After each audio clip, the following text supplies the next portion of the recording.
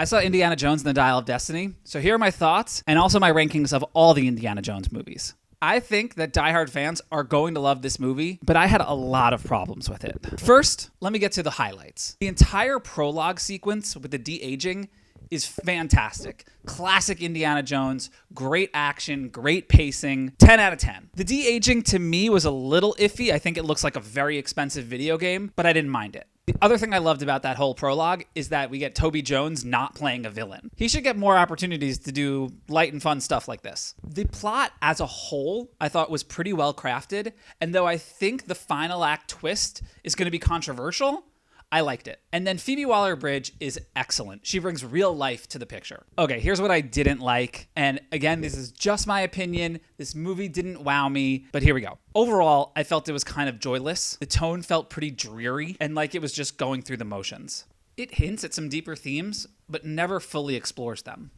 All of the second act action sequences were just too brief and lacked any real stakes. I don't really know why they had a kid sidekick in this movie. He didn't really add anything and had no real personality. They absolutely wasted Antonio Banderas. The major returning characters from the first 3 films felt super forced and like they were just in there for no real reason, especially the very end, which will tug on your nostalgia heartstrings, but I don't feel was earned whatsoever. And then my biggest qualm with the whole thing is that Harrison Ford seemed to not have any glint or sparkle in his eye, except for one moment during the film's climax. It would be one thing for him to be grumpy and grizzled, sort of like Hugh Jackman in Logan or Mark Hamill in The Last Jedi, though I know that's opening a whole other can of worms. But instead, Harrison Ford's performance just felt kind of flat. I really wanted to like this movie, but most of it didn't end up working for me. All right, so here's how I would rank all 5 Indiana Jones movies. It's a tie for last place between Dial of Destiny and Crystal Skull for all the reasons I just listed. Crystal Skull is not very good, especially compared to the originals, but I think it's more fun than Dial of Destiny, so that's why I'm putting them on an even plane. Warning, my original trilogy rankings are not conventional. 3, I would put Last Crusade.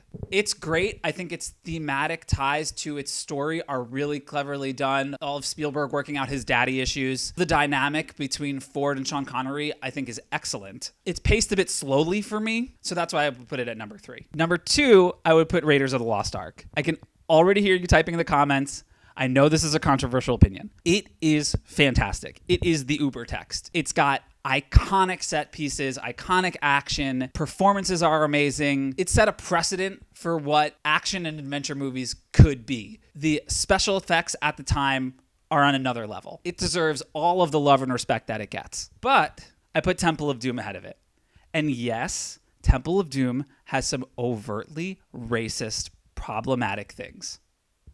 But it is nonstop action, wall to wall. It grabs you by the shoulders and does not let you go for its entire running time. Watching it back today, it feels thrilling and more heart-pumping than most modern action blockbusters. The special effects are out of this world. It is insane what Spielberg was able to do before CGI. The minecart sequence alone, I have no idea how he shot that. Unbelievable. So I know there are going to be a lot of people who disagree with me. That's okay. These are just my opinions. And if you love Indiana Jones, I would encourage you to go see Dial of Destiny. I think you'll find a lot to enjoy. It just wasn't my favorite.